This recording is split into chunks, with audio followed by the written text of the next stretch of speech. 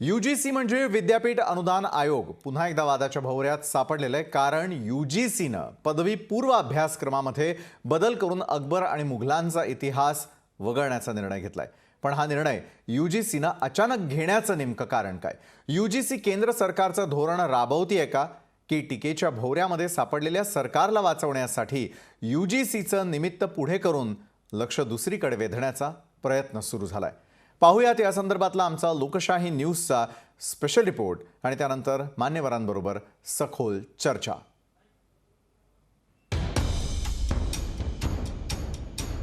अकबर मुघलांचा इतिहास यूजीसी का वगळणार?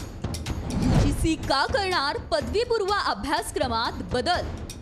टीकेवरून लक्ष हटवण्यासाठी केंद्राचं हिंदुत्वाचं कार्ड? काँग्रेसकडून केंद्र सरकारवर जोरदार हल्लाबोल। इतिहास बदलल्याने वास्तव बदलणार? विद्यापीठ अनुदान आयोगानं पदवीपूर्व अभ्यासक्रमातून अकबर आणि मुघलांचा इतिहास वगळून टाकण्याचा निर्णय घेतल्यानं नवा वाद उभा राहिलाय। यूजीसीनं तयार केलेल्या अभ्यासक्रमाच्या नव्या आराखड्यानुसार हिस्ट्री ऑफ इंडिया इसवी सन 1206 ते 1707 अंतर्गत सांगण्यात येणाऱ्या इतिहासामध्ये आता अकबर आणि मुघलांऐवजी राणा प्रताप आणि हेमू विक्रमादित्य या हिंदू राज्यकर्त्यांचा पराक्रम अधोरेखित करण्यात येणार आहे। सूत्रांच्या माहितीनुसार वसुधैव कुटुंबकम संकल्पनेवर पदवीपूर्व अभ्यासक्रम करण्याचा निर्णय यूजीसीने घेतलाय। विद्यार्थ्यांना धर्मांसंदर्भातील ज्ञान देण्याचा प्रयत्न आहे। प्राचीन भारत, विज्ञान आणि तंत्रज्ञानाची माहिती यातून दिली जाणार आहे। आता या प्रस्तावित अभ्यासक्रमावरून काँग्रेसनं केंद्र सरकारवर जोरदार टीका केली आहे। इतिहासाला धार्मिक आणि जातीयवादी दृष्टिकोनातून पाहणारं मोदी सरकार भारताचं कधीही न भरून येणारं नुकसान करत आहे। शिक्षण क्षेत्राचं संघ विचारधारेतून राजकीय फायद्यासाठी विकृतीकरण करणं नव्या पिढीला घातक आहे। काँग्रेसनं देश घडवला, सहिष्णू वैज्ञानिक दृष्टिकोन दिला, भाजप देशाचा चेहरा बिघडवत आहे असं ट्विट काँग्रेसचे प्रवक्ते सचिन सावंत यांनी करून केंद्र सरकारवर जोरदार टीका केली आहे। विद्यापीठ अनुदान आयोगाचा पदवीपूर्व नवा अभ्यासक्रम अद्याप लागू झालेला नाहीये। रेंगाळलेलं कोरोना लसीकरण आरक्षणाची जबाबदारी केंद्राकडेच असल्याचं स्पष्ट झाल्यानं राज्यावर बोट दाखवणं त्यांना अशक्य झालंय। इंधनाचे रोज वाढणारे दर, वाढती महागाई या सर्व मुद्द्यांवरून केंद्र सरकारवर टीका होते। त्यावरून लक्ष हटवण्यासाठी यूजीसीला पुढे केल्याचीही चर्चा आहे। मात्र केंद्र सरकारला हिंदुत्वाचा मुद्दा रेटायचा असला तरी इतिहासातील वास्तव कसं बदलणार हा महत्त्वाचा प्रश्न आहे। ब्युरो रिपोर्ट, लोकशाही न्यूज। आजच्या लोकशाही विशेषमध्ये याच महत्त्वाच्या मुद्द्यावरती अधिक चर्चा घडवून आणण्यासाठी आपण आमंत्रित केलेला आहे काँग्रेस प्रवक्ता अतुल लोंढे, भाजप प्रवक्ता स्वानंद गांगल, ज्येष्ठ पत्रकार जयंत माइंडकर आणि शिक्षण तज्ञ माजी सिनेट सदस्य डॉक्टर बाळासाहेब साळवे देखील आपल्याबरोबर या चर्चा सत्रामध्ये असतील। सुरुवात अतुल लोंढे आपल्यापासून करतो। अतुलजी, काँग्रेसला असं का वाटतं की भाजप देशाचा चेहरा बिघडवत असल्याची थेट टीका यूजीसीनं घेतलेल्या निर्णयानंतर काँग्रेस करत आहे? का बदलणार चेहरा? अतुलजी, असं आहे की भाजपचं मुळामध्ये धर्मांध राजकारण जे आहे त्याच्यानी देशामध्ये फार मोठं मानसिक विभाजन होण्याची शक्यता निर्माण झालेली आहे। हा देश जेव्हा विभाजन झालं धर्माच्या नावावर या देशाचं, तेव्हा देशाला एकत्र ठेवण्याची गोष्ट करणाऱ्या महात्मा गांधीला हत्या केली। पण ज्या जिनामुळे या देशाचं विभाजन झालं त्याच्याला सातला खडा सुद्धा मारला नाही, हा इतिहास या देशानं पाहिला आहे। दुसरं, बळबळती जखम होती धर्माच्या नावावर विभाजन झाल्यानंतर, पण या देशातल्या त्यावेळेच्या सगळ्या लोकांनी कॉन्स्टिट्यूंट असेंब्लीतल्या धर्मनिरपेक्षता हे तत्व ठेवलं आणि पाकिस्तान हा धर्माच्या नावावर निर्माण झालेलं राष्ट्र जे आहे ते 25 वर्षामध्ये वेगळं झालं, त्याचे तुकडे पडले। आपण ते घडून आणले, इंदिराजीने ते तुकडे केले, तो भाग वेगळा, पण त्याचे तुकडे म्हणजे धर्माच्या नावावर राष्ट्र उभं करणं आजही ते मध्ययुगीन काळामध्ये असलेल्या चाचपडत्या स्थितीमध्ये आहेत। आणि भारत हा बऱ्यापैकी 2014 पर्यंत जागतिक महासत्ता बनण्याच्या याच्यात आर्थिक आघाडीवर, सामाजिक आघाडीवर, राजकीय आघाडीवर बऱ्यापैकी आपण पुढे आलेलो होतो, हे आपल्या समोर आहे. आता राहता राहिला प्रश्न इतिहासाचा. इतिहास आपण का शिकतो आणि खरा इतिहास का शिकला पाहिजे? कारण इतिहासाचा मला वाटलं म्हणून किंवा कोणीतरी काही लिहिलं होतं, चांद बर्दाने लिहिलेलं पुस्तक खरं आहे का खोटं आहे, हे पुराव्यानिशी आपण शोधतो आणि पुराव्याने लिहितो. मग इतिहासात काय आहे तर एवढा मोठा देश, सोन्याचे धूर निघत होते म्हणजे आपल्या ते सोन्याच्या खाणी नव्हत्या, कोलाचीच खाण होती. आपला एक्सपोर्ट जास्त होता. 25% GDP जगाचा हा भारताचा होता त्यावेळेस, आणि खूप मोठ्या प्रमाणावर एक्सपोर्ट होता आणि गोल्ड इम्पोर्ट होत होता, कारण गोल्ड करन्सी होती त्यावेळेसची, एक्सचेंज करन्सी अनेक होत्या, बार्टर इकॉनॉमी होती. त्याच्यात खूप आहे अशोकाच्या काळामध्ये, इतिहासात लक्षात येईल. त्याच्यामुळे हा देश मग गुलाम का झाला, त्या देशामध्ये आक्रमक आले, आक्रमक का जिंकले, तर आम्ही विभाजित होतो. आता आम्हीच पराक्रमी होतो, पराक्रमी होतातच, काही प्रश्नच नाही. हेमू हा कोणाचा, हेमूनी विक्रमादित्य टायटल कधी घेतलं बीजेपी नाही सांगू शकणार व्यवस्थित. हेमू हा शेरशाह सुरीचा मुलगा आदिलशाह सुरी त्याचा पंतप्रधान होता हेमू. आणि त्यांनी त्याच्यासोबत अकबराचं युद्ध झालेलं होतं आणि चुकून लागलेल्या बाणामुळे तो युद्ध, दुसरं पानिपतचं युद्ध हारला. बैराम खान तेव्हा अकबराचा राजा हे होता, सेनापती. अकबर काही खूप मोठा नव्हता वयाने त्यावेळेस. तर या अनेक अशा गोष्टी ज्या आहेत या आपण का शिकायच्या असतात? कारण की आपण आपापसातल्या विवादामुळं, म्हणजे स्वानंद गांगलच्या विरोधात त्याच्यावर स्वारी करून कोणी आलाय तर अतुल लोंढेने एन्जॉय करायचं, मग स्वानंद गांगलला हरवून परकीय शक्तींनी अतुल लोंढेला पण हरवायचं. म्हणजे शेवटी हा देश जेव्हा राजपूत, पंजाबी, सिख आणि मराठा हे तीनच पॉवर राहिलेले होते, मेजर पॉवर. आणि टिपू, जेव्हा टिपूला ते हरवत होते तेव्हा मराठे बघत होते, जेव्हा सिखांना हरवत होते तेव्हा राजपूत बघत होते, जेव्हा राजपूतांना हरवत होते तेव्हा मराठे बघत होते, आणि जेव्हा कोणीच नाही मग तेव्हा इंग्रजांनी मराठ्यांना हरवलं. तर ह्या आपापसातल्या दुही ज्या आहे, या दुहीमुळे आपण मागे पडतो. आणि ह्या दुही मग धर्माच्या नावावर असेल, जातीच्या नावावर असेल, व्यक्तिगत स्वार्थाच्या नावावर असेल, याच्यामुळे आपण गुलाम झालो होतो. इंग्रजांनी आपल्याला असंच गुलाम केलं, त्याच्यापूर्वी सुद्धा आपल्यावर असेच आक्रमक झाले. आणि आक्रमण झाल्यामुळे आपण का रसातळाला गेलो, याचा जो अभ्यास आहे तो आजच्या विद्यार्थ्याला जर आपण खरा समोर नाही ठेवला, आणि आपण असं दाखवलं की इतिहासाचा अभ्यास यासाठीच करायचा असतो की यापूर्वी झालेल्या चुका या पुन्हा होऊ नये यासाठी करावा लागत असतो. मात्र अतुल लोंढे ज्या प्रकारे म्हणतात, स्वानंद गांगल मी आपल्याकडे येतो, धर्मांध राजकारण जर तुम्ही करत असाल, प्रत्येक पक्षाला आपल्या पद्धतीनं राजकारण करण्याचं पूर्णपणे स्वातंत्र्य आहे. मात्र तेच राजकारण किंवा तशाच प्रकारच्या धर्मविषयक अभ्यास जर हा अभ्यासक्रमामध्ये सामील केला जाणार असेल तर पुढच्या पिढीला आपण नेमकं काय देणार आहोत. त्यामुळे ज्या प्रकारचे आरोप काँग्रेस आपल्यावरती करत आहे, स्वानंद गांगल, यामध्ये कितपत तथ्य आहे आणि पुढच्या पिढीला आपण UGC मार्फत अभ्यासक्रम बदलवून नेमकं काय सांगणार आहोत, कुठल्या इतिहासाचा आपण सगळ्यांनी अभ्यास करायचा आहे? स्वानंद गांगल, काय आहे की सुरुवातच किंवा या विषयाची मांडणी ज्या माध्यमांमध्ये बातम्या आल्या त्या अशा प्रकारे मेजॉरिटी होत्या की मुघलांचा इतिहास हा संपूर्णपणे गाळून टाकला जाणार आहे, मुघलांचा इतिहास हा हद्दपार केला जाणार आहे. तर मुळात माझ्या वाचनात जे या सगळ्या बदलांविषयी आलेलं आहे ते असं आहे की मुघलांचा इतिहास कोणीही गायब नाहीये, पण मुघल हे आक्रमक होते, ते आक्रमण करून भारतात आले होते. आणि आपल्याकडे इतिहासाची मांडणी जी मुघलांना केंद्रस्थानी ठेवून करण्यात आली होती, अनेकदा तशी पाहायला मिळते आपल्याला अनेक पुस्तकांमध्ये. तर त्याच्याऐवजी भारतीय राज्यकर्त्यांना, भारतातले जे शासक प्रशासक होते त्यांना केंद्रस्थानी ठेवून ही मांडणी करण्यात आली. तुम्ही जो याला धार्मिक रंग देण्याचा प्रयत्न करताय तो मुळात चुकीचा आहे. म्हणजे उदाहरणार्थ छत्रपती शिवाजी महाराजांचा इतिहास सांगत असताना कोणीही अफजल खान चांगला आहे हे म्हणत नाही, पण अफजल खान मुसलमान आहे म्हणून तो वाईट होता का? तर नाही, तो आपल्या स्वराज्यावर चाल करून आलेला एक आक्रमक होता म्हणून तो वाईट होता. आणि मिर्झा राजे जयसिंग हे देखील छत्रपती शिवाजी महाराजांच्या विरोधातच उभे होते. मग ते मिर्झा राजे जयसिंग फक्त हिंदू होते म्हणून ते योग्य ठरतात का? तर नाही, तेही अयोग्यच ठरतात आपल्या लेखी. त्यामुळे इथे कुठेही याला धार्मिक रंग जो चढवण्याचा प्रयत्न केला जातोय तो चुकीचा आहे. मला असं वाटतं की या ठिकाणी या पूर्ण अभ्यासक्रमात जे बदल घडवले जात आहेत याचा विचार करत असताना तो विचार फक्त मुघलांपर्यंत मर्यादित न ठेवता याच्या व्यतिरिक्त आपल्याकडे जे ज्ञान होतं, म्हणजे असं म्हटलं जातं की मुघलांच्या काळात भारताची कला आणि चित्रकला वगैरे याचा हे झाला, पण मग त्याच्या आधी आपल्याकडे काहीच नव्हतं. म्हणजे भीमबेटकांच्या ज्या गुफांमध्ये आपल्याला चित्रकला दिसते तो भारताचा इतिहास नाहीये का? किंवा राजा रवी वर्मा यांनी चित्रकलेत दिलेलं जे योगदान आहे तो भारताचा इतिहास नाहीये का?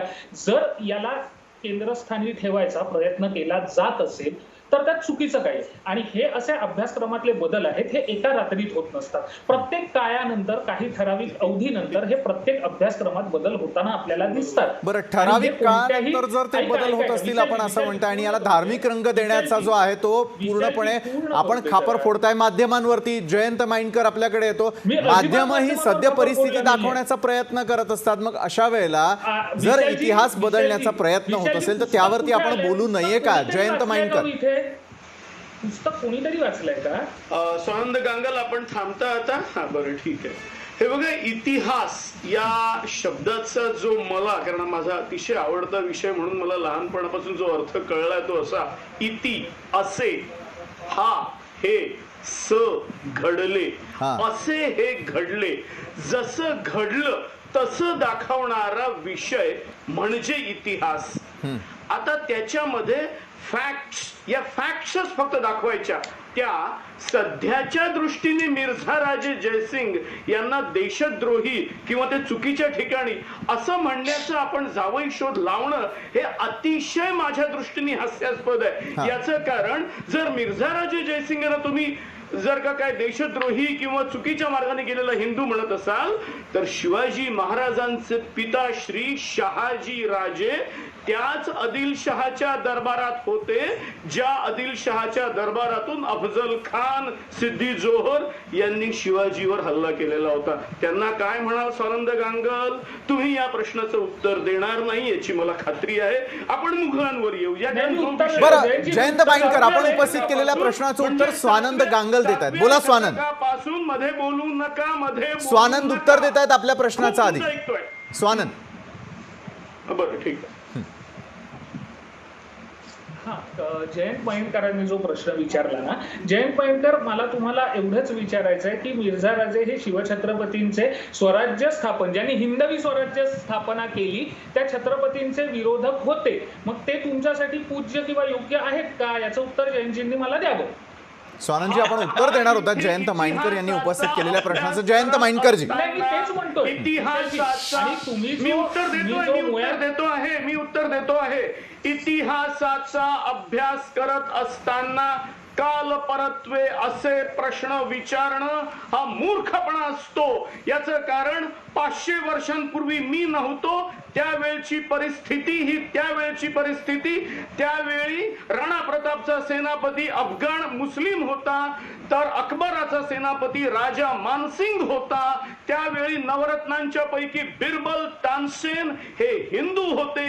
मानसिंग तोडरमल म्हणजे सेनापती आणि अर्थमंत्री अकबराचा हिंदू होता. या चारही जणांना तुम्ही एकाच वेळी चुकीचे म्हणून म्हणणारे संघवाले तुम्ही कोण रे? तो काळ वेगळा होता, हा काळ वेगळा आहे. हा अगदी साधा प्रश्न आहे. याच्या पलीकडे या प्रश्नाला मी उत्तर देऊ शकत नाही. आणि विशाल, मगाशी पण मला असं वाटलं होतं की स्वानंद मध्ये बोलतात म्हणून त्यांना मी म्हटलं की तुम्ही मध्ये बोलू नका. मला कल्पना नव्हती की आपण बोलतात, सॉरी. एनिवे, तर माझा तुम्ही हे जे काल परत सध्याचा जो भारत आहे, सध्याचा काळ आणि तो काळ तुम्ही कंपॅरिझन जी करता, आणि ही कंपॅरिझन अगदी 1925 पासून स्लोली शाखांमध्ये मुस्लिम आक्रमक जर ते आहेत ना, मग माझा साधा प्रश्न असा आहे, तुम्ही कुतुब मिनार, ताजमहल, चार मिनार या गोष्टी ज्या आलेल्या परकीय पाहुण्यांना सांगता, ते कोणी बांधलं म्हणून सांगता? ही फॅक्ट नाही का की ते मुघलांच्याच काळात बांधले गेलेले आहेत? 7व्या शतकात मोहम्मद बिन कासिम पासून तर शेवटच्या बहादूर शाह जफर पर्यंत फक्त अत्याचार आणि अत्याचारच होता. जरा इतिहासाची 1857 ची पानं उलगडा. याच बहादूर शाह जफरला 82 वर्षाच्या, जो घोड्यावर सुद्धा बसू शकत नव्हता, अशा माणसाला हिंदुस्थानचा सम्राट घोषित करून त्याच्या सैन्यात झाशीच्या राणीपासून तात्या टोपेपासून दुसऱ्या बाजीराव पेशव्यांनी सर्वांनी पाठिंबा दिला होता. हे चूक आहे? तुम्ही याला चूक म्हणाल? त्याच्यानंतर महादजी शिंदेंना एका मुघल सम्राटांनी, एका मुघल बादशाहांनी चक्क यालाही तुम्ही सगळं हा इतिहास पुसून टाकायचा? सगळे मुघल आक्रमक एका मिनिटात? माझं एकच म्हणणं आहे की याच्याकडे तुम्ही कसे पाहता? तो काळ वेगळा होता, हा काळ. बरं, जयंत माइंडकर जी, आपला मुद्दा लक्षात आलेला आहे. स्वानंद गांगल यांना मला विचारायचं आहे, भाजप देशाचा इतिहास बदलू पाहतोय, अशा प्रकारच्या ज्या चर्चा सुरू झालेल्या आहे त्यामध्ये कितपत तथ्य आहे? जर अशा प्रकारे शिक्षण क्षेत्र जे आहे त्याच्यात जर संघ विचारांनी बदल केले जाणार असतील तर मग पुढच्या पिढीला आपण नेमकं काय देणार आहोत स्वानंद कांगलजी? नाही, मला इथे मुळात आधी असं सांगायचंय, जयंतजींना आमचे चांगले मित्र आहेत, वरिष्ठ आहेत माझ्यापेक्षा, पण अनेकदा चर्चांमध्ये समोर येत असतात. जयंतजींना मी एवढंच सांगू शकतो, जयंतजी तुम्ही मुघलप्रेमी आहात याच्याबद्दल माझं काही म्हणणं नाहीये, फक्त मला तुमची काळजी वाटते. तर जरा तुमचं बीपी उगाच वाढवू नका, थोडंसं पाणी शांत करा. अजिबात बीपी वाढवायची गरज नाहीये जयंतजी. तुम्ही मुघलप्रेमी आहात त्याच्याबद्दल मला काहीही आक्षेप नाहीये जयंतजी. मला तुम्ही मुघलप्रेमी असल्याबद्दल मला काहीही आक्षेप नाहीये. फक्त तब्येतीला कशाला प्रवेश करताय नका उगाच बीपी वाढवू. थोडं पाणी पिऊ द्या, एवढंच माझं म्हणणं आहे. फॅक्च्युअल इतिहास मांडतो. अहो जयंतजी, नका बीपी वाढवू. तुम्ही मुघलप्रेमी आहात का आहात माझं नाही आहे त्याच्याबद्दल काही म्हणणं. मी आक्षेप पण घेत नाहीये. अतुलजी येतोय. फक्त जरा पाणी वगैरे प्या, तब्येत सांभाळा, बाकी काही म्हणणं नाही. उगाच बीपी वाढवून घेऊ नका. दिशाजी तुमच्या प्रश्नाचं उत्तर देऊ का? तिच्या तुम्ही माझी जाणीव म्हणजे हा तोच प्रकार ज्या मुद्द्यावर आज देशाच्या न्यायमूर्तींनी सांगितलं की आमच्या विरोधीनं मग त्यांना देशद्रोही म्हणायचा अधिकार कोणी दिला, म्हणजे मी तुमच्या विरोधी आहेत ना, म्हणजे मी मुघलप्रेमी. अरे तू कोणाला स्वानंद कांगल हे म्हणणारा? मी इतिहासाचा इथे अभ्यासक बोलतोय. तुला काय तुम्ही असं का करताय? नवरत्नांपैकी 4 हिंदू होते तर तू त्यांना नाही म्हणणार आहेस का? जयंत माइंडकरजी, म्हणणारा इतिहास निश्चितच आहे, कोणी कोणावरती टॅग लावू नये ही चर्चा खरोखर त्यासाठी नाही आहे. अतुल लोंढेजी मी आपल्याकडे येतो. ज्या वेळेला काँग्रेसनं थेटपणे अशा प्रकारचा आरोप करायला सुरुवात केली आणि त्यानंतर UGC जर अशा प्रकारचे निर्णय घेत असतील तर येत्या काळामध्ये या संदर्भातले बदल करण्याचा UGCला असलेला जो अधिकार आहे त्यावरती देखील मात्र आता सरकार जे ते पाळत ठेवणार का आणि सरकारच्या निर्णयानंतरच UGC अशा प्रकारचे बदल करणार का? अतुल लोंढे. असं आहे की लोकायती आणि वैदिक असा विचार जो आहे त्याचा संघर्ष या देशामध्ये फार पूर्वीपासून आहे. जेव्हा या देशामध्ये मुस्लिम आक्रमक आले तर सर्वात पहिले मुस्लिम धर्म स्वीकारणारे हेच होते. त्याच्यानंतर जेव्हा इंग्रज आले, इंग्रजांनी इथे राज्य करू शकले. 1 लाख लोक होते फक्त, त्यांची पॉप्युलेशन खूपच कमी होती. आपल्या देशाची इंटिग्रेटेड इंडिया, पाकिस्तान आणि बांगलादेश याची लोकसंख्या आपण स्वतंत्र झालं 40 कोटी होती फक्त, आणि आपण मायनस मध्ये पण गेलो होतो. यांना चालवणारे लोक कोण होते? पोस्टाच्या नोकऱ्यात कोण होते? सगळे संघ विचारक होते. आणि 1942च्या चळवळीपासून दूर राहिलेले आणि ब्रिटिशांच्या सोबत राहिलेले. मग यांना ब्रिटिशांच्या तळवे साठणारे असं म्हणायचं का? तसं नाही आहे. आपली चर्चा वेगळी आहे.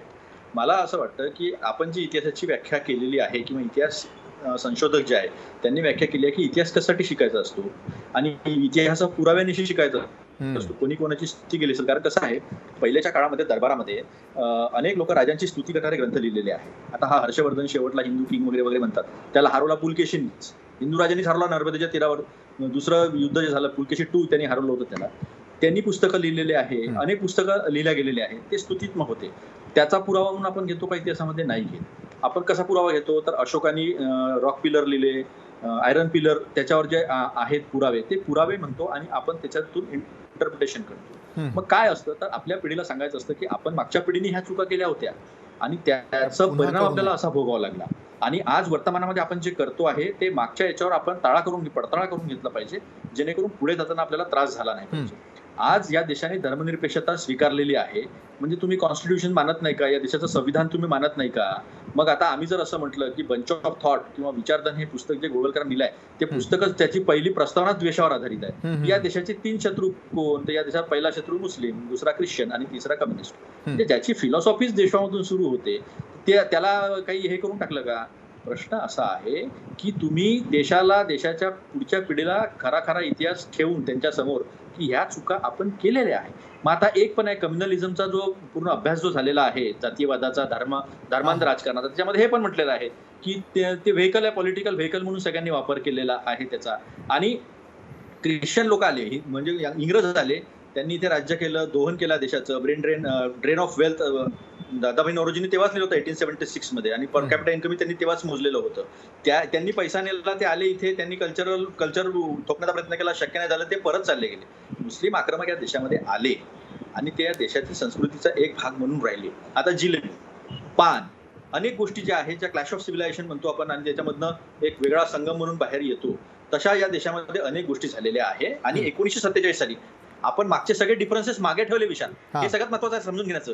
सगळे डिफरन्सेस, सगळ्या ज्या वाईट गोष्टी होत्या त्या आपण मागे ठेवल्या आणि सगळ्यात चांगल्या गोष्टी त्यातनं काढून निचोड हे कॉन्स्टिट्यूशन हे 5000 वर्षाच्या अभ्यासानंतर आपण सगळे मतभेद हे मागे ठेवले आणि सगळ्यांना एक संघ साधणारा दुवा या देशाचं संविधान आपण सोबत घेतलं आणि ते घेऊन पुढे जाण्याचा जो आपण शपथ घेतला, त्याला कुठेतरी जर मागे घड्याळाचे काटे फिरवण्याचा प्रयत्न होत असेल तर या देशामध्ये इतक्या गोष्टी आहे एक दुसऱ्याला मारण्यासाठी, तर ते बघण्यापेक्षा अफजल खानाला मारायला जेव्हा छत्रपती शिवाजी महाराज जाणार होते भेटायला, तेव्हा रुस्तमे जमाल नावाचा जे वाचलाय ते त्यांनी वाघनखं दिले आणि त्यांनी सांगितलं की हा अफजल खान अतिशय कपटी माणूस आहे, बरोबर, आणि हा धोका करून तुमचा जीव घेऊ शकतो, त्यामुळे तुम्ही तयार राहिलं पाहिजे. आणि शिवाजी महाराज अफजल खानाचा वकील कोण होता तर कुलकर्णी होता. मग आता याच्यावर वाद करायचे का आपण? इतिहास त्या काळातल्या सामाजिक, राजकीय, आर्थिक त्या काळातल्या परिस्थितीत जाऊन बघायचा असतो, म्हणजे आपल्याला खरा लक्षात येईल. आज बरोबर आहे अतुल लोंढेजी, इतिहासामध्ये पुन्हा एकदा जाऊयात. इतिहासामध्ये नेमकं म्हटलंय का आणि त्यातल्या झालेल्या चुका या पुढे जाऊ नये यासाठीच आपण चर्चासत्र जे ते आयोजित केलेलं आहे. मात्र आज सरकारवरती होणारी टीका आणि त्यावरून लक्ष जे आहे ते दुर्लक्ष व्हावं, त्यावरून सगळ्यांचं लक्ष हटावं, यासाठी अशा प्रकारचे मुद्दे समोर आणले जात आहेत का, या अनुषंगानं पुढची चर्चा असेल. एका छोट्याशा ब्रेक नंतर आम्ही लगेच परततोय.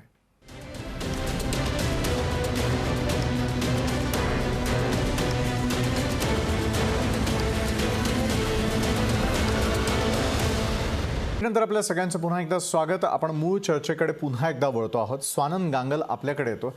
स्वानंद गांगल, मगाशी आपण जो उल्लेख केला जयंत माइंडकर यांच्या संदर्भातला की आपण मुघल प्रेमी आहात, मात्र कुठल्याही प्रकारे एकमेकांना टॅगिंग करण्यासाठी आजचं चर्चासत्र नाही आहे. राहिला मुद्दा की ज्या वेळेला देशामध्ये इतर प्रश्नांवरून सरकारवरती थेटपणे टीका व्हायला सुरुवात होते, त्यावेळेला मग अशा प्रकारचे बदल केले जातात का आणि लक्ष इतर गोष्टींकडे वळवण्यासाठी म्हणून हा घाट घातला गेलेला का, असा आरोप होताना दिसतोय. स्वानंद गांगल, काय आहे ना विशालजी, आपणच एका गोष्टीवर लक्ष वेधायचं, आपणच त्याच्यावर चर्चा घ्यायच्या आणि मग हा लक्ष नाही, तुम्ही माध्यमांवर का घसरताय स्वानंद गांगल? मला एक सांगा, माध्यमांना काय घेणं देणं आहे? आपण जर अशा प्रकारे युजीसी त्या ठिकाणी जर निर्णय घेत असेल त्याबद्दल बोलायचंही नाही आणि चर्चाही करायच्या नाही. ऐका, माझा या चर्चेला आक्षेप नाही, माझ्या या विषयावर आपण बोलण्याला काहीही आक्षेप नाही. माझं म्हणणं इतकंच आहे की हा जो प्रस्ताव आला याच्याबद्दलच्या पहिल्यांदा ज्या वेळेला बातम्या माध्यमांमध्ये यायला लागल्या त्या मार्च महिन्यातल्या होत्या की असा प्रस्ताव आहे. त्यानंतर आज आपण महिन्यात कोणत्या बोलतोय तर आपण जुलैत बोलतोय. म्हणजे तुम्ही जर का म्हणत असाल की आता जर काही वातावरण आहे ज्याच्यात सरकार विरोधात आहे किंवा काय आहे जे तुमचं मत आहे, तर त्यावरनं जर का असं वाटत असेल की हे करण्यासाठी सरकार हे केलं तर हा पूर्ण बेसलेस आर्ग्युमेंट आहे. बरं, सरकारचे निर्णय सरकारने घेतलेले आहेत, त्याला म्हणजे तुम्हाला जर का वाटत असेल की हा लक्ष भरकटवण्याचा प्रयत्न आहे तर तुम्ही नका तिकडे लक्ष देऊ, तुम्ही दुसरीकडे द्या, एवढं माझं साधं म्हणणं आहे. नाही, देशात चालू असलेल्या प्रत्येक घडामोडींवरती पत्रकारांचं लक्ष असेल आणि पत्रकार ठरवतील कुठल्या गोष्टींकडे लक्ष द्यावं ते. विशालजी, माझं म्हणणं इतकंच आहे की ठीक आहे, तुम्ही म्हणता ना की हे लक्ष भरकटवण्याचा प्रयत्न आहे, तर त्यावर मी फक्त इतकंच म्हणालो की तुम्हाला जिथे वाटतंय की इथे लक्ष देण्याची जास्त गरज आहे तिथे माध्यमांनी लक्ष द्यावं. आणि दुसरा मुद्दा मगाशी जो आपल्याकडे मांडणी करताना अतुलजींनी पण सांगितला की या देशात त्यांनी संघ वगैरे उल्लेख केला, मला तिथे त्यांना उत्तर द्यावं असं वाटतं की अतुलजी स्वतः डॉक्टर हेडगेवार हे स्वातंत्र्य लढ्यासाठी तुरुंगवासाची शिक्षा भोगून आलेले आहेत. संघाच्या स्थापनेनंतरही आपल्याला अनेक संघाचे असे पत्र दिसतात ज्यात तुम्ही ज्या पक्षाचे प्रतिनिधित्व करता त्या काँग्रेस ज्याचा वारसा सांगते त्या काँग्रेसने ज्यावेळेला पूर्ण स्वातंत्र्य, अखंड स्वातंत्र्य, पूर्ण स्वातंत्र्य हे जेव्हा धोरण म्हणून, ध्येय म्हणून स्वीकारलं त्यावेळेला त्यांचं अभिनंदनाचं पत्र आणि संघाचंही हेच धोरण आहे आणि संघाची हीच मागणी आहे आणि त्यासाठीच संघ स्थापन झालाय ह्याचे लिखित पुरावे, पत्रव्यवहार आपल्याला सापडतात. त्यामुळे आपण अजून किती काय खोटे संघाविरोधी आपण आरोप करत बसायचे हे आपण ठरवावं. दुसरी गोष्ट, जो मुघलांच्या इतिहासाबद्दल मगापासून जे सुरू आहे ना की मुघलांना हद्दपार केलं तर असं अजिबात खरंच आपल्यापैकी किती जणांनी ती पुस्तकं बघितली तो ती पुस्तकच अजून आली नाहीयेत. आपण कशाच्या बेसिसवर म्हणतोय की युजीसीने त्यांना पूर्णपणे हद्दपार केलेलं आहे? असं नसतं हो. कुठल्याच इतिहासाच्या पुस्तकात असं करता येत नाही, असं होऊ शकत नाही. आपण पण अभ्यासक्रमात बदल केलेले आहेत. आपणही त्यात अशाच जर का प्रकारच्या चर्चा अभ्यासक्रमात करायची. बदल करून काही भारताचा इतर दैदिप्यमान आणि गौरवशाली आणि अभिमानास्पद असा इतिहास आहे तो आपण समोर आणत असू, त्यावर विद्यार्थ्यांना शिकवत असू आणि त्यावर अधिक संशोधन विद्यार्थ्यांनी करावं, त्यात काहीतरी नवीन इतिहासातले दाखले किंवा इतिहासात घडलेल्या गोष्टी समोर याव्यात अशा दृष्टीने काही पावलं उचलत असू, तर यात गैर असं काही आहे असं मला वाटत नाही. बरं, गैर नाही असं स्वानंद गांगल आपल्याला वाटतंय. अतुल लोंढेंना आपण विचारलेल्या प्रश्नांची उत्तरं द्यायची, त्यानंतर जयंत माइंडकर मी आपल्याकडे देखील येतोय. अतुलजी, संघाने कधीही स्वातंत्र्य लढायला पाठिंबा दिलेला नाही. संघ कधीही 42च्या चळवळीमध्ये माझ्याकडे पत्र आहे, श्यामाप्रसाद मुखर्जींनी लिहिलेलं, तेव्हा ते उपमुख्यमंत्री होते आणि कोणत्या पक्षासोबत गेले? मुस्लिम लीग सोबत गेले. कोणत्या मुस्लिम लीग सोबत? ज्यांनी 1940 मध्ये लाहोरमध्ये भारताच्या विभाजनाचा ठराव पास केला होता त्यांच्या अधिवेशनात. ते फजलुल हक मुख्यमंत्री होते, त्यांच्यासोबत हिंदू महासभेची युती होती आणि त्यांनी पत्र ऐकून या, मी तुम्ही बोलत असताना बोललो नाही स्वानंद, माझ्याकडे पुरावे आहेत त्याचे. आणि त्यांनी पत्र लिहिलं होतं गव्हर्नर जनरलला की ये काँग्रेसी गुंडे राणीच्या विरोधामध्ये, पवित्र ब्रिटिश सरकारच्या विरोधामध्ये हे उभे झालेले आहे, मला तुम्ही आदेश द्या, मी यांना सरळ करतो. ते नेहरूजी होते जेव्हा इंटरिम गव्हर्नमेंट झालं, संपूर्ण बहुमत काँग्रेसकडे होतं, ऐकून घ्या. तरी पण श्यामाप्रसाद मुखर्जींना त्यांनी याच्यामध्ये घेतलं सरकारमध्ये आणि ते उद्योग मंत्री होते आणि त्यांचे उद्योग सांगतो 1948ला पहिलं इंडस्ट्रियल धोरण ठेवणारे ते होते. नंतर मग नेहरूजींच्या धोरणावर यांनी टीका केली, तेव्हा त्यांनी कुठली डिसेंट नोट लिहिलेली नाही. आता ऐका कुठेच नव्हते आणि अहो वगैरे काही नाही, माझ्याकडे पुरावे आहे, माझ्याकडे पुरावे आहे. आणि नंतर 1951च्या निवडणुकीमध्ये जनसंघाला 0.3%, फक्त 0.3% मतदान मिळालं 1951-52ला त्या निवडणुकीमध्ये. आणि मग श्यामाप्रसाद मुखर्जी जेव्हा कॉन्स्टिट्यूशन लागू झालं, इंटरिम गव्हर्नमेंट संपलं, त्याच्यानंतर गेलेले आहे. आणि जसं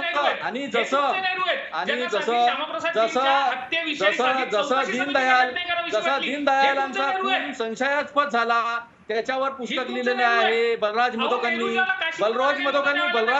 पुस्तक लिहिलेलं आहे.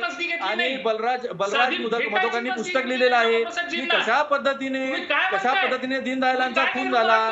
तसंच त्या श्यामाप्रसाद मुखर्जींचाही काही माहित नाही आहे. काही श्यामाप्रसाद मुखर्जी हे इंडस्ट्री मिनिस्टर होते, तुम्हाला माहितच नाहीये काही. स्वानंद गांगल, हाच तुमचा प्रॉब्लेम आहे. ना तुम्हाला इतिहास माहिती आहे, ना तुम्हाला सत्य.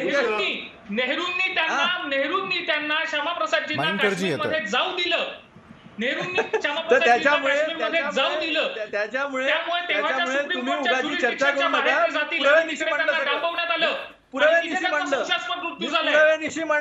पुराव्यानिशी मांडलं. आणि दीनदयालांचा तुम्ही बघा, बलराज मोदक अध्यक्ष होते जनसंघाचे, त्यांनीच त्यांच्या आत्मचरित्रामध्ये लिहिलेलं आहे. त्याची पानं हवी असेल तर ती तुम्हाला पाठवतो.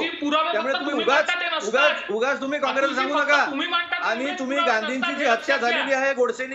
अतुलजी, स्वानंद गांगलजी, मी आपल्याकडे दोघांकडे पुन्हा एकदा येईल. आपण दोघंही म्हणतायत की आपापल्याकडे सगळे पुरावे आहेत, इतिहासातले पुरावे आहेत. प्रत्येक पक्ष वेगवेगळ्या पद्धतीनं का होईना आपले पुरावे हे जपत असतात. जयंत माइंडकर, मी आपल्याकडे येतो. अचानकपणे ज्यावेळेला यूजीसी अशा प्रकारचा मोठा निर्णय घेतल्यानंतर त्यावरती टीका व्हायला सुरुवात होते आणि मग त्यानंतर चर्चेला आलेले हे महत्त्वपूर्ण विषय असतात. मात्र ज्या वेळेला निवडणुका जवळ येतात त्यावेळेला हिंदू कार्ड वापरलं जातं, यामध्ये तथ्य आहे आणि म्हणून चर्चेला घेण्यात आलेला हा विषय आहे. जयंत माइंडकरजी,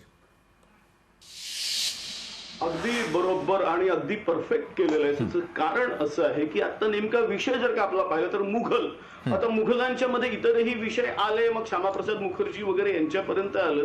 मी जर का केवळ त्या विषयापुरतं राहिलो तर 2014ला जेव्हा भाजप सरकार विथ मेजॉरिटी, म्हणजे वाजपेयींच्या काळात या गोष्टी का घडल्या नाहीत, कारण यांची झेप 183 पर्यंत च्या पलीकडे गेलेली नव्हती. ही झेप जेव्हा त्यांची स्वतःची 283 ला गेली, 2014 सालीच मला काही लोकांनी सांगितलेलं होतं की काही दिवसात सिस्टमॅटिकली शिक्षण आणि इतिहास या दोन पद्धतीत हे बदल करतील. आणि हे बदल मुख्यत्वे मुस्लिम ख्रिश्चन त्या मानाने कमी, मुख्यत्वे मुस्लिम या बाबतीत करतील आणि त्याच्यातही मुघल याच्या करता.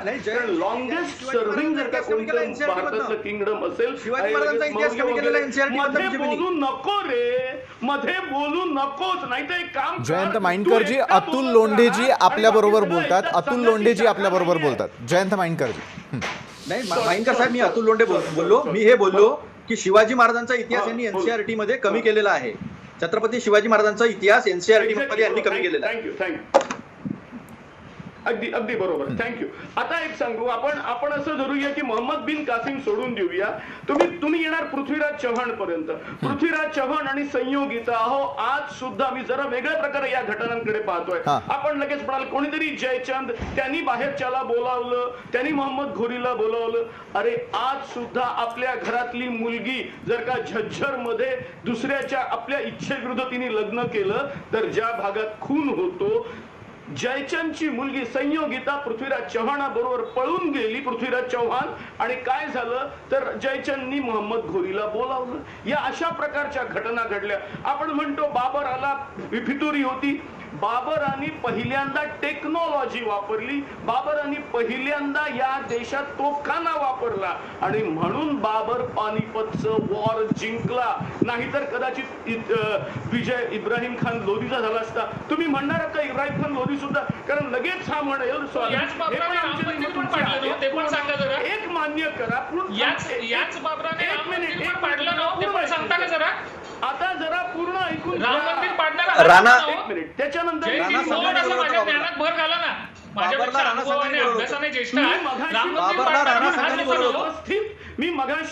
मी मगाशी व्यवस्थित प्रश्न विचारला की तुम्ही मिर्झा राजे जर का वेगळ्या बाजूने गेलेले म्हणता, मग तुम्ही शहाजी राजेंना काय म्हणता? त्यावेळेला आपली जयंत माइंडकरजी, स्वानंद गांगलजी, अतुल लोंढेजी, या क्षणाला शिक्षण तज्ञ प्रीती राऊत देखील आपल्या सोबत आहे. त्यांना देखील वेळ देणं अत्यंत आवश्यक आहे. प्रीती राऊतजी, यूजीसी ज्या वेळेला एखादा निर्णय घेते, हे निर्णय घेत असताना इतिहास जो आहे तो विद्यार्थ्यांसमोर मांडत असताना राजकीय विचारांचा यावरती किती प्रभाव असतो आणि यूजीसी ज्या वेळेला अशा प्रकारे निर्णय घेते, यामध्ये राजकारण्यांना दखलंदाजी करण्याचा किती त्या ठिकाणी जो आहे तो चान्स मिळत असतो? प्रीती राऊत, कारण यावरूनच सुरू झालेली ही चर्चा आहे. शिक्षण तज्ज्ञांचं मतही जाणून घेणं गरजेचं आहे. प्रीतीजी, काय इतिहास बदलण्याचा निर्णय घेण्यात आला? सगळ्यात पहिले म्हणजे इतिहास कोणी बदलू शकत नाही. इतिहास असतो तसाच असतो आणि तो फक्त आपल्याला आतापर्यंत आपण काय केलंय की जो एकांगी इतिहास दाखवला तो आता पूर्णांगी दाखवण्याचा एक प्रयत्न होतोय. म्हणजे आता वाद मुळात मुघलांचा इतिहास कमी केला. इतिहास हा मुघलांचा आपण शिकवत नसतो, आपण भारताचा इतिहास शिकवतो. जेव्हा medieval history, ancient Indian history, medieval history आणि मॉडर्न इंडियन हिस्ट्री, त्याच्यामध्ये जो भाग आहे ना, म्हणजे कसं असतं की तुम्ही एखादा सलमान खानचा चित्रपट बघता आणि त्याच्यामध्ये पूर्णपणे तो एकच पात्र रंगवलेलं असतं. बाकीचे जे ऍक्टर्स असतात त्याला कुठेही वाव मिळालेला नसतो. तशा प्रकारे आपण आतापर्यंत इतिहास दाखवलेला आहे. आता तुम्ही पाहाल तर हिस्ट्री म्हणजे काही आता भाजप किंवा कम्युनिस्ट किंवा काँग्रेस अशा दृष्टीने इतिहासाकडे पाहू नये. कारण मुळात काय आहे की आपण कम्युनिस्ट म्हणजे आता यापूर्वी कुणी म्हणतं शिक्षणाचं भगवाकरण, मुळीच नाही. आपण पूर्वीचा इतिहास, आपला मुळात भारताची जी पार्श्वभूमी आहे ही दाखवण्याचा प्रयत्न इकडे केला आहे. ह्याच्यामध्ये राजकीय वाद का होतोय मला हेच कळत नाही, कारण का मी थोडंफार पाहू शकले. त्याच्यामध्ये जे काही श्यामाप्रसाद मुखर्जींपासून वगैरे वगैरे, मुळात हा बीजेपीचा अजेंडा नाही. तुम्हाला भारताची पार्श्वभूमी दाखवण्याचा प्रयत्न होतो. ह्याच्यामध्ये विषय काय आहेत ते ह्यांनी वाचलेत का पहिले ते पाहिलं. हे बघा, मी तुम्हाला काही विषय वाचून दाखवते. Idea of Bharat, concept of Bharatvarsh, ह्याच्यामध्ये अजूनही काही विषय आहेत. मी तुम्हाला सांगते. हडप्पन सिव्हिलायझेशन खूप आकर्षण असतं, पण खूप गोष्ट लोकांना त्याच्याबद्दल खूप कमी माहिती असते. त्याच्यानंतर ओरिजिनल होम ऑफ आर्यन्स आणि मिथ ऑफ आर्यन इन्व्हेजन. तुम्हाला माहिती का जेव्हा आपण प्रीतीजी, माफ करा, आपली वेळ संपत आलेली आहे. मात्र जाता जाता एकच प्रश्न जो आहे मला प्रत्येक गेस्टकडे जाऊन विचारायचा, अगदी थोडक्यामध्ये, इतिहास बदलण्यानं काय होणार? प्रीतीजी, हा, इतिहास बदलला केलेला नाही आहे. एखाद्या सिलेबस मध्ये एखादा पार्ट कमी शिकवला याचा अर्थ विषय इतिहास बदलला असं होत नाहीये. तुम्ही आतापर्यंत एक भाग शिकला होता, आता दुसरा भाग शिकवला जातोय किंवा मुख्य भाग शिकवला जातोय, एवढंच आहे. बरं, नक्कीच प्रीतीजी आपलं म्हणणं की इतिहास बदलण्याचा प्रयत्न नाहीये. इतिहास बदलला तर वास्तव बदलतं का? जयंत माइंडकर अगदी थोडक्यात, त्यानंतर मला दोन्ही मान्यवरांकडे जायचं. हे बघा, मला आपण बोललात प्रीतीजी हरप्पन सिव्हिलायझेशन पासून सगळं आपण एक त्यातले तज्ज्ञ आहे, तरी पण मला जे काही साधे बेसिक प्रश्न आहेत ते विचारावेसे वाटतात. हे बघा, इथे प्रश्न केवळ जेव्हा मुस्लिम हा शब्द टार्गेट ठेवून एक विशिष्ट विचारांचे पक्ष असतानाच या घटना घडतात, किंवा ताजमहल हा तेजो महल आहे, कुतुब मिनार हा विष्णू स्तंभ आहे असं म्हटलं जातं, तेव्हा इतिहासकार एम्फॅटिकली काय सांगतात हा प्रश्न असतो.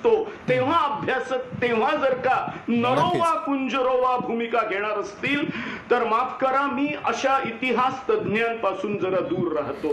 नक्की जयंतजी, अतिशय मुद्देसूद आपण हा प्रश्न उपस्थित केला. ऑफिशियली असं कुठे म्हटलेलं आहे की तेजो महल आहे? तुम्ही कुठला तरी व्हॉट्सअप किंवा न्यूजपेपर मधल्या कुठल्या तरी याच्यातून वाचून असं म्हणत असाल. हे ऑफिशियली तेजो महल म्हटलेलं आहे का? ऑफिशियली म्हटलेलं नाही, पण ज्या पद्धतीने आता सांगण्यात आलेलं आहे, जे ऑफिशियल स्टेटमेंट नाही त्याच्यावर तुम्ही वाद घालत असाल तर त्याला काही अर्थ नाहीये. स्वानंद गांगल अगदी थोडक्यात. मान्य मला मी म्हणूनच नक्कीच सगळ्यांना आपल्याला वेळ देणं आवश्यक आहे. स्वानंद गांगल अगदी थोडक्यात, इतिहास बदलल्यानं वास्तव बदलतं का? Yes, exactly. मुळात जसं आपल्याकडे या पूर्ण चर्चेत ज्या एकमेव इतिहासाशी संबंधित तज्ज्ञ व्यक्ती इथे सहभागी झालेले आहेत, त्यांनीच हा मुळात खुलासा केला की जो एकांगी इतिहास दाखवण्यात आला होता तो पूर्णांगी करण्याचा प्रयत्न आहे. त्यामुळे इतिहास बदललाय किंवा हे नाहीये. पण काय आहे ना, विचार सगळ्यात कमी वेळ या अभ्यासकांनाच दिला गेला, आणि त्या ज्या वेळेला पूर्णपणे मुघलांव्यतिरिक्त या अभ्यासक्रमात काय बदल केले गेले ते सांगत होतात ना, त्यावेळेला नेमकी आपली वेळ बरोबर संपत असते आणि त्यांना वेळ दिला जात नाही. हरकत नाही, ज्याला त्याला आपापल्या दृष्टीने याची मांडणी करायची आणि मुघलांवर फोकस करायचा आहे, कारण की शेवटी विषय हाच आहे की कशा प्रकारे टीकेला बाजूला ठेवण्यासाठी हा विषय आणला गेला वगैरे. त्यामुळे हरकत नाही. स्वानंदजी, मी पूर्णपणे वेळ आपल्याला दिलेला होता, आपण माध्यमांवरती टीका करण्यात तो वाया घालवला. अतुल लोंढे, मी आपल्याकडे येतो. तो जयंत माइंडकर यांचा आवाज होता. स्वानंद गांगल आपली गल्लत होतीये. अतुलजी बोला.